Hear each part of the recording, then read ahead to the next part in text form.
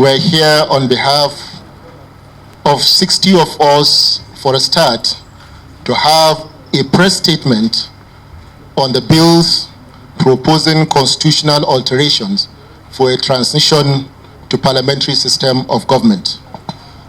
Good afternoon, ladies and gentlemen of the First. Today, we stand on the cusp of history as lawmakers across party affiliations and regional backgrounds come together to present bills proposing constitutional alterations that seek a transition to parliamentary system of government. These bills seeking to alter the Constitution of the Federal Republic of Nigeria, 1999, advocate a transition from the current presidential system to a parliamentary system at all levels, federal, state, and local governments. The proposed alterations, when passed, will significantly impact the national political landscape.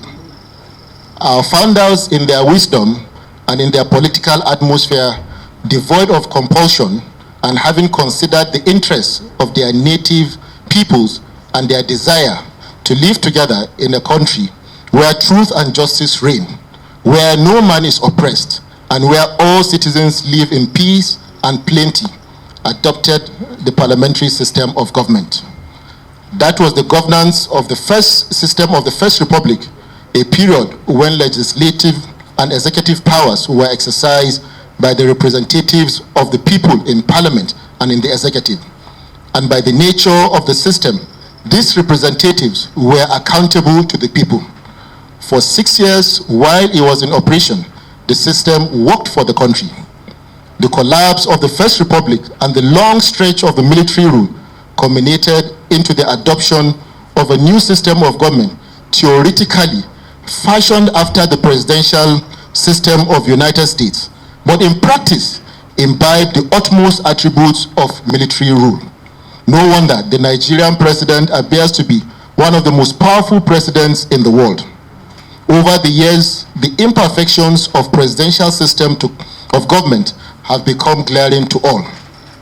Despite several alterations to the Constitution to address the shortcomings of a system that has denied the nation the opportunity of attaining its full potentials. Among these imperfections are the high cost of governance, leaving fewer resources for crucial areas like infrastructure, education, and healthcare, and consequently hindering the nation's development progress, and the excessive powers vested in members of the executive who are appointees and not directly accountable to the people.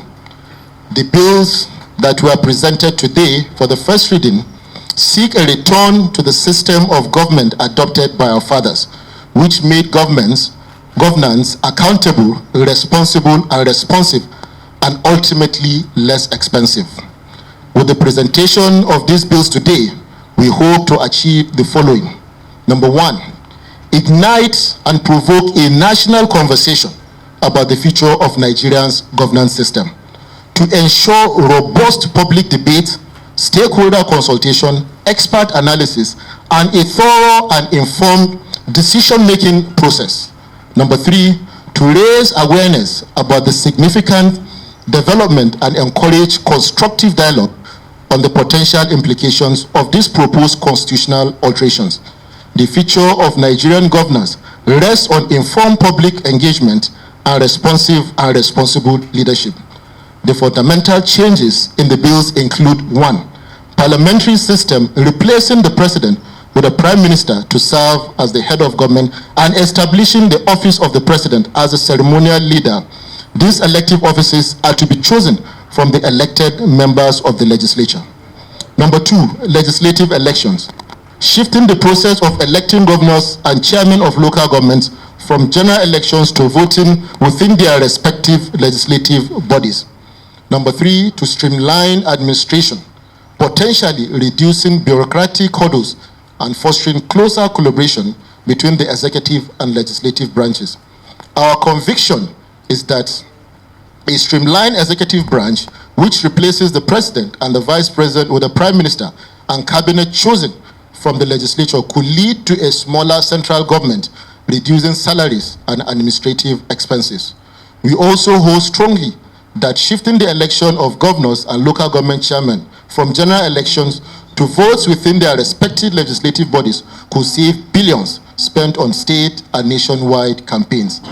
Because ministers, commissioners at the state level and supervisors at the local government level emerge from the parliament, there is a greater coordination between the executive and the legislature, just as there will be increased legislative scrutiny, which will make cabinet members responsive to the yearnings of the people and more accountable. Gentlemen of the press, the proponents of these alterations to the Constitution for a parliamentary system of government have placed the interest of our nation above other interests. Our hope is that a national conversation that will be ignited by these bills will lead to a system of government that works, and our dear nation will attain her full potentials. Thank you very much.